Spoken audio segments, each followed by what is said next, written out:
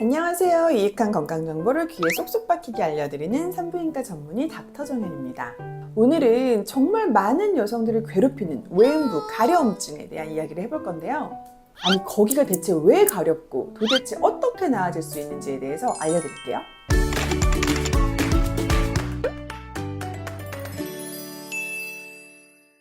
혹시 삼보일쾅이라는 말 들어보셨나요? 외음부 쪽이 너무 간지러워서 세 걸음 걷고 한 번 쾅 쳐야 된다고 인터넷에서 우스갯소리로 쓰는 말이래요. 밖에서 차마 그쪽을 막 긁을 수가 없으니까 이런 말이 나온 게 아닌가 싶은데요. 그만큼 외음부 가려움증을 겪는 여성분들이 많다는 얘기겠죠. 그러면 이런 가려움증은 어떤 이유로 생기는 걸까요? 야, 왜 이렇게 빵 터졌어? 가장 흔한 원인은 아마 질염일 것 같은데요. 주로 곰팡이성 질염이 엄청 가렵죠. 근데 원래 여자들은 평소에도 적당량의 질 분비물이 나옵니다. 이거는 자연스러운 현상이에요.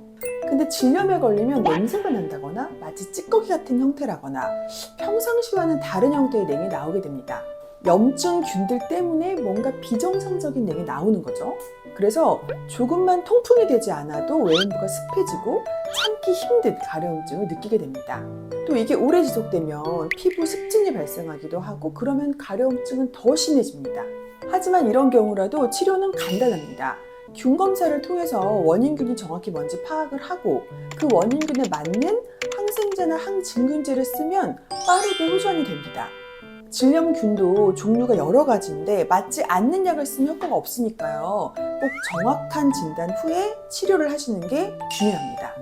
가려움증을 유발하는 두 번째 이유는 피부염인데요.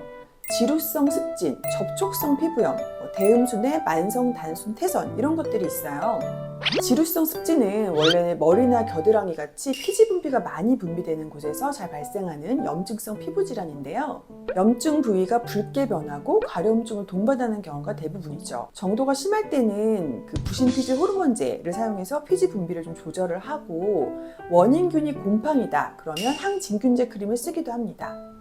또 접촉성 피부염도 가려움증을 유발하는데요. 민감한 피부에 계속해서 외부 자극이 가해질 때 생기는 피부염인데요. 부드럽지 않은 소재의 그런 속옷이라든지 생리대에 자꾸 스치면 아플 때가 있잖아요.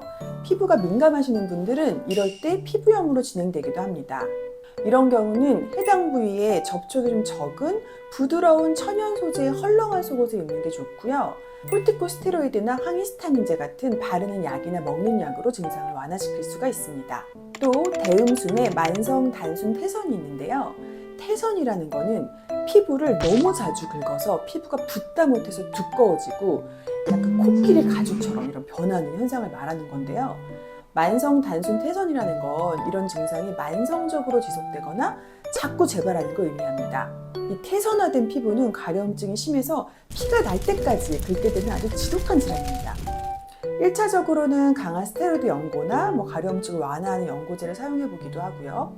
치료가 잘 안 되고 효과를 보지 못하는 경우에는 아예 피부를 절제하는 대음순 절제술이라는 수술을 하기도 합니다. 외음부 가려움증을 유발하는 원인 중 마지막은 성병인데요. 트리코모나스 질염이나 클라미디아 같은 병에 감염되면 가려움증을 유발하는 질 분비물이 늘어나게 돼요.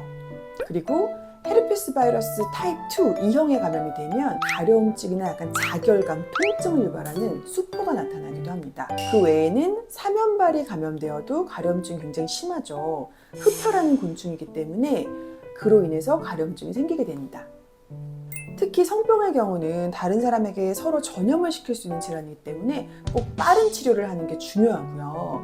그러기 위해서는 의심 증상이 있을 때 빠르게 검사를 받아보는 게 좋습니다. 또 검사에서 양성이다 그러면 내 파트너 역시 검사를 받고 함께 치료를 받아야 합니다.